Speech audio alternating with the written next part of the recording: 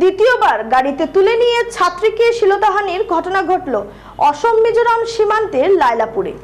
ধলাই অঞ্চলের ভেতর লায়লাপুরের দুই যুবক ভিনধর্মী দুই ছাত্রীকে গাড়িতে তুলে মিজোরামের বাইরংটিতে নিয়ে শ্লীলতাহানি করে বলে অভিযোগ তুলেন দুই ছাত্রীর মামা। তিনি লায়লাপুর পেট্রোল পোস্টে একটি এফআইআর দাখিল করেন।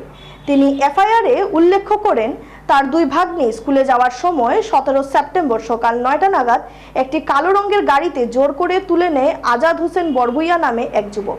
তার সঙ্গে আরও এক যুবক ছিল বলেও তিনি উল্লেখ করেন।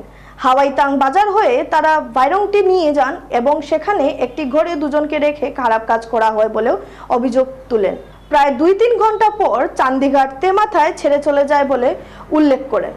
আজাদ আগেও একবার এমন কাজ ঘটিয়েছে বলে তিনি এফআইআরে উল্লেখ করেছেন। এদিকে স্থানীয় সূত্রে জানা যায় ভিতর লায়লাপুরে বিভিন্ন ব্যবসা রয়েছে এবং সে সুযোগে আজাদের যাওয়া আসা রয়েছে ওই এলাকায়। দুই যুবকের গ্রেফতার সহ কঠোর শাস্তির দাবি জানায় বিভিন্ন সংগঠন।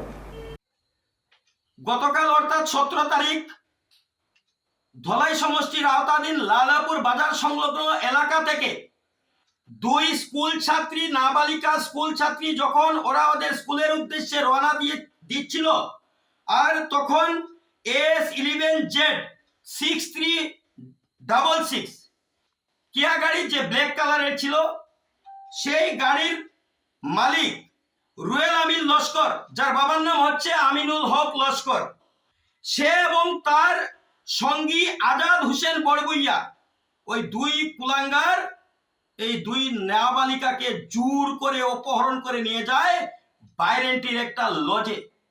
এবং সেখানে গিয়ে ওই দুই অপরাধী নেশাগ্রস্ত হয়, মদ্যপান করে, এবং মেয়েদের সাথে কি ঘটনা ঘটেছে সেটা মেডিকেল রিপোর্ট বলবে।